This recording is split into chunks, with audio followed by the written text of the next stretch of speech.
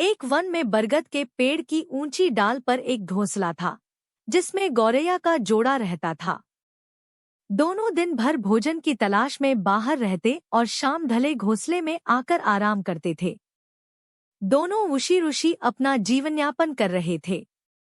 मौसम आने पर गौरैया ने अंडे दिए। अब उसका पति भोजन की तलाश में जाता और वह घोंसले में रहकर अंडों को सेती और उनकी देखभाल करती थी। वे दोनों बेसब्री से अंडों में से अपने बच्चों के बाहर निकलने की प्रतीक्षा कर रहे थे। एक दिन रोज की तरह गौरैया का पति भोजन की तलाश में गया हुआ था और गौरैया घोंसले में अंडों को से रही थी। तभी एक मदमस्त हाथी, एलिफेंट, उस वन में आ गया और उत्पात मचाने लगा। वह अपने विशालकाय शरीर से टकराकर और सूंड से हिला हिलाकर पेड़ पौधों को उखाड़ने लगा। कुछ ही देर में सारा वन तहस-नहस हो गया।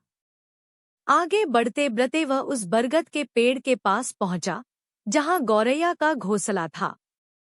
वह जोर जोर से पेड़ को हिलाने लगा, लेकिन बरगद का पेड़, बनियन ट्री, मजबूत था।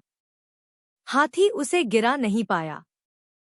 लेकिन इन सब में गौरैया का घोंसला टूटकर नीचे गिर पड़ा और उसके सारे अंडे फूट गए।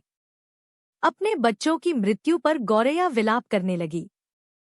जब उसका पति वापस लौटा तो गौरैया ने रोते रोते उसे हाथी की करतूत के बारे में बताया। वह भी बहुत दुखी हुआ। दोनों प्रतिशोध की आग में जल रहे थे और हाथी को सबक सिखाना चाहते थे। लेकिन हाथी जैसे विशालकाय जीव के सामने उन जैसे निरीह प्राणियों का क्या बस चलता। उन्हें अपने मित्र कटफोड़वा की याद आई और वे उसकी सहायता लेने का पहुंच गए। कटफोड़वा के दो मित्र थे, मधुमक्खी, बी, और मेंढक, फ्रॉग। वे दोनों भी गौरैया के जोड़े की सहायता को तैयार हो गए। सबने मिलकर योजना बनाई और हाथी को सबक सिखाने निकल पड़े। पूरे वन को तहस-नहस करने के बाद हाथी एक स्थान पर आराम कर रहा था। उसे देख योजना अनुसार मधुमक्खी ने उसके कानों में अपनी स्वलहरी छेड़ दी। हाथी स्वलहरी में डूबने लगा ही था कि कटफोड़वा ने उसकी दोनों आंखें फोड़ दी। हाथी दर्द से चीख उठा। इधर हाथी के अंधे होते ही कुछ दूरी पर मेंढक टर्रटर करने लगा। मेंढक के टर्राने की आवाज सुनकर हाथी ने सोचा कि अवश्य ही कुछ दूरी पर तालाब है। वह मेंढक की आवाज की दिशा में बढ़ने लगा।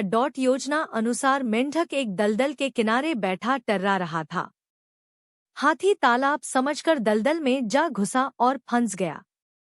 दलदल से निकलने का भरसक प्रयास करने के बाद भी वह सफल न हो सका और उसमें धंसता चला गया। कुछ ही देर में वह दलदल में समा गया और मर गया।